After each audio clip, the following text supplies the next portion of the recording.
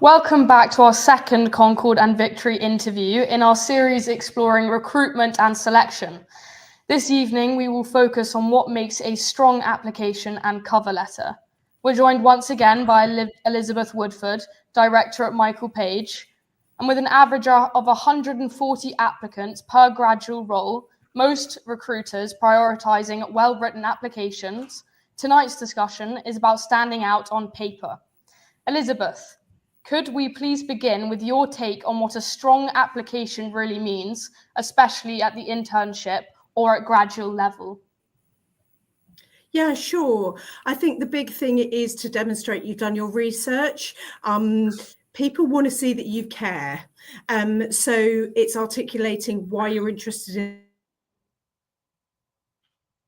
values. One really big factor is paying attention to what they've asked you to do as part of the application, and whether that's a well-crafted cover letter, and that you can follow instructions, because you'd be amazed at how many people don't. Keep it relevant. There is an element, and I appreciate it feels when you are looking for an entry-level role that it's difficult to demonstrate technical skills versus the softer skills. So the technical skills that might be required as part of a role, but they will only ask things they think that applicants are likely to be able to evidence in some way, shape or form. The softer skills are more behaviours based. So again, that's a little bit easier, even if you have limited experience, because you can have areas of school that you took responsibility. So it's really showing that you've thought through how you can demonstrate that match to the role, the company, and you've crafted a response. And please check it for errors. That's the other big factor. You talked briefly there about having a well-crafted cover letter and talking about technical skills and soft skills. What are some examples of those soft skills and key technical skills that you want to see in a cover letter or CV? Okay, so cover letters are about matching to the job description. Okay, so when you are making an application, there will normally be a job profile that you are quite clearly applying to because you're interested. So a technical skill is something that is I guess tangible and provable in the context of it might be that you've got a certain coding language, you know, even if you haven't used it in a job, but you know certain coding languages because you're really into tech and you write your own programs, you developed your own apps, whatever it might be, you are still able to evidence that you've got an example where you've demonstrated that technical skill. With regards to the softer skills, as I said, that's more around behaviours. And let's say they're looking for somebody to demonstrate collaboration, or they're looking for somebody to demonstrate communication. That is harder, I suppose, in a way to give an example of in the workplace. But if you've done project work at school where it's a team effort and you've had to produce something to a deadline, not only can you demonstrate your part in that project, so you can use the communication piece, but you can also use the collaborative piece. So that's the difference between a technical skill versus a soft skill. And make sure it's relevant. Again, it's that relevancy and that authenticity to the job application. Perfect. Okay, so we've researched that employers now receive an average of 140 applications per graduate vacancy. And given such a fierce competition, what catches your eye, especially when reviewing CVs and cover letters? It's Showing that you've done your research. So I would always start a cover letter with why you're interested in the organisation, and actually the research that you can do is threefold: their website, but then deep diving beyond the About Us section and looking at the company's values, looking at lots of companies have videos now where staff potentially in the area that you're interested in talking about why they like working in that particular area of the organisation, what they've learned. So it's really about demonstrating that curiosity through your research, that in your cover letter you actually write about something specific. So again, you're relating it to why you're interested, but why it applies to you. So it comes across as much more authentic, and also shows you've bothered to do some research. And then I think, again, it's then about that matching. Normally there are a set of key responsibilities, but also a key things that they're looking for from that person to demonstrate. So in your cover letter, you can highlight a couple of those examples. Again, it's taking that time to curate the cover letter, because I appreciate the CVs that can be a little bit harder and not wanting to change it every single time you make an application, but we can talk about that further. But actually for me, it is somebody who's taken time to write a good cover letter, and it's backed up with a good CV that matches chronologically and nicely with what I'm looking for. Perfect. And expanding on that idea of not having to completely screw up every CV and cover letter you write, what's your tips to keeping the same basis but managing to tailor it to the company you're applying for? I think there's a couple of really simple tips. One, I would always have a personal profile at the top of the CV. So literally a couple of sentences that talks about you, but also you can put in something about your interest there and reinforce, a career objective and what you bring along with that. And then the other thing is actually, along with that job description, it may be just reordering some of the experience that you've got on your CV, not the work experience you maybe have picked up or the skills that you picked up. But if they go really big on something and you happen to have that skill and it's not your first bullet, under your experience, then you're doing yourself a bit of disservice. Everything needs to be, when recruiters, talent managers are looking at CVs, that they're looking at that first section. So you need to make sure that whatever experience you've got that relates to that role is in that first section of your CV. That just then will hit home quickly and efficiently and make somebody read on.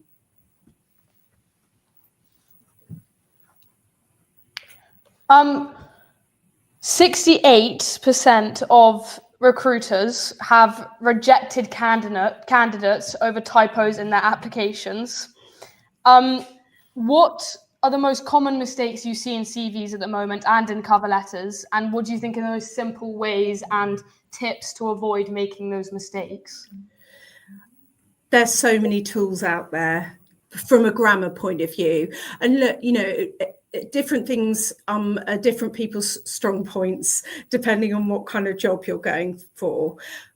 But it is a fundamental scenario that all recruiters, we basically feel that there are loads and loads of different ways to check your CV. So I think use the tools at your disposal from a Grammarly point of view, from an AI point of view. Please make sure, though, that if you're using AI to create your CV, that you then personalize it to you, because it is quite obvious where somebody has used AI and not changed things on their CV. And then there's little things where actually, because you might have spelt a word correctly, like let's say for or from, but they're used in the wrong context, you won't necessarily have that picked up as an actual typo and helpfully underlined in red. So that is where also get a person to check. So use technology, but get somebody that you trust to actually have a read over it and just assess it for those really small errors, because I know that when I write documents now, and I can look and I can look and I can look again, as soon as I get somebody to read it, they'll often pull out things, and small errors that.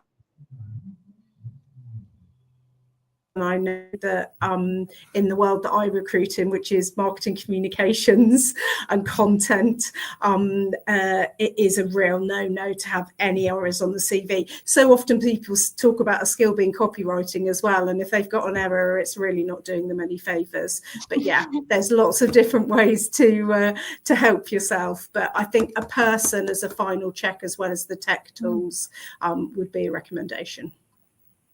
Right, thank you very much. And with employment and graduate jobs being so scarce, it's said that 90.6% of employers prefer to hire graduates with some work experience. And I think you touched on this slightly with Harrison and Hannah, but what would you target in your applications when trying to get work experience from a young age when you have so little? So I think in order to get work experience, we talked about your personal network. I think when you're sort of lower six age and not necessarily getting into the graduate piece, but actually how do you get a bit of office experience in the first instance is you might not want to, but probably quite a lot of people's parents work in an office.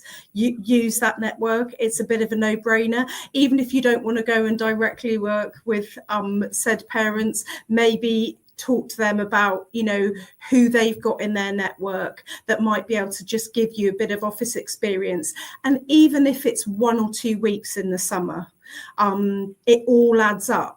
Particularly if you sort of start it from lower six and upper six, and you then maybe get asked back, and it looks really, if you do a great couple of weeks one summer and then they ask you back, that all kind of adds up to the fact that you commit, you turn up, and you're in that environment.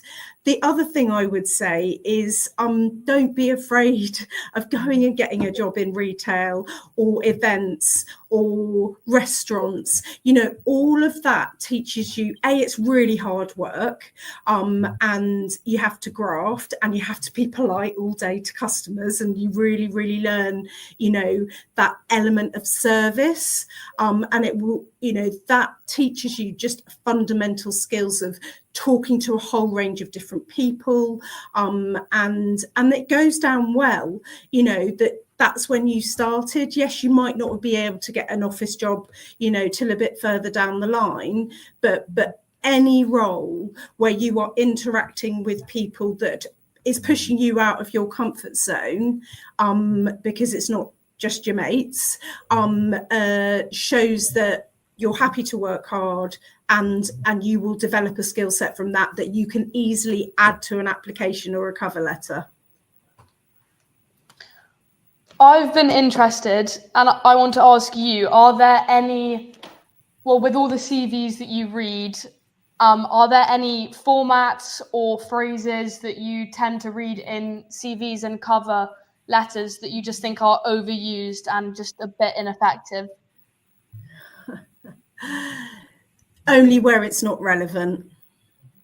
Okay, so and then the other thing is where you're not using an example to back it up. So if you're making an application and your CV has just got a list of skills on, so as we said, collaborative, personable, as a list, I don't mind your personal profile saying I'm a reliable individual, and have demonstrated this X, Y, and Z, that's fine. But you need to actually be able to demonstrate an example of it, either in a work context or in a learning context and setting, not just have a load of words that don't actually tell me anything about where the evidence is that you've demonstrated those skills. So think about just having lists of things on the CV, be careful. Yeah, you need to, it needs to be backed up with some sort of example generally. Okay.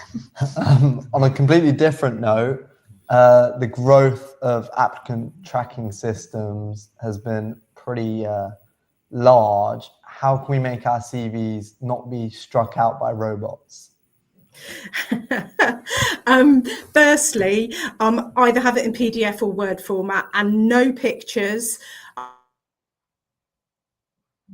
And this is tricky. So if you're looking for a career in design, it's slightly different, but they'd probably ask you to add a portfolio anyway. But if you're looking for anything else, it's actually keeping it as simple as possible, because what the robots are doing is just trying to read text, and they're potentially programmed to pick up certain words that are included in the job description that they would also expect potentially to be on the CV. So it's yeah, just don't do any major graphics with it, because at the moment they're not sophisticated enough not to just sort of put that on the no pile, as far as I'm aware. Now, recruiters like ourselves are slightly different. So if I get applications, I actually do go through all of them. It's my job to find the best candidates for my client. So actually I do, you know, and if it makes you guys feel any better, at the senior end of the market, we probably average 350 applications. So you've got a better chance when you're at entry level of getting jobs potentially than when you're maybe slightly more experienced in your career. But yeah, so simple CV, Word or PDF, no pictures, no interesting designs. And the other thing I would say is if the role that you're applying for just uses sort of certain languages or phrases. I mean, going back to, I don't want you to sort of repeat things, but actually, sometimes you might want to just substitute keywords in your CV so it matches the job description if the meaning is the same. So that's just something.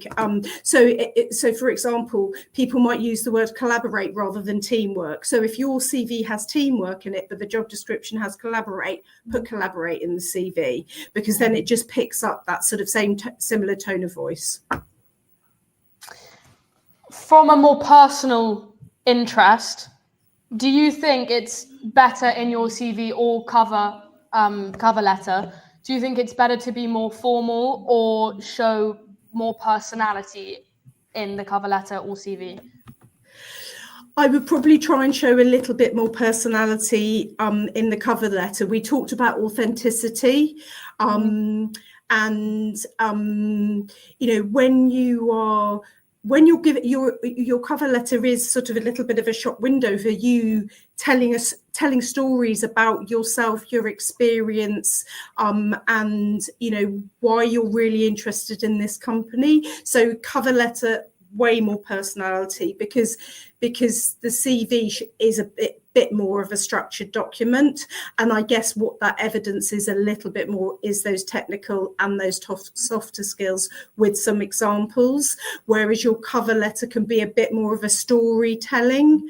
You know, I'm interested, this is what's piqued my curiosity about your organization, this is why I identify with this particular value, and this is what I feel I bring to the role.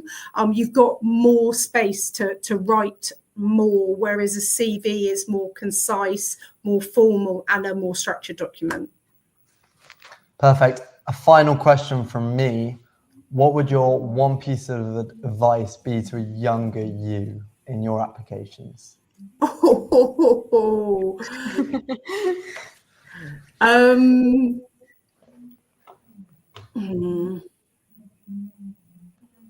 Yeah, probably do your research a bit better, and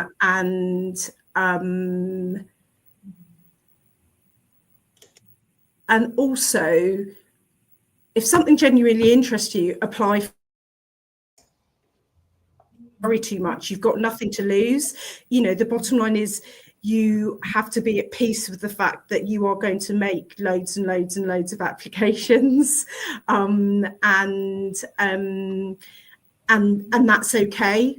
Don't take it personally that you kind of hit a bit of a wall of silence. Just keep going. I think that is probably the advice I'd give my my younger self. Well, I'm giving it to my son who's just graduating at the moment, so it's not even my younger self, it's my actual please go and get a job child. But yeah, I think, you know, it is a bit of a numbers game, but it's also but plan it well, and then actually there's some efficiencies to be found in it. Amazing. Elizabeth, thank you so much for joining us and taking time out of your day to speak with us.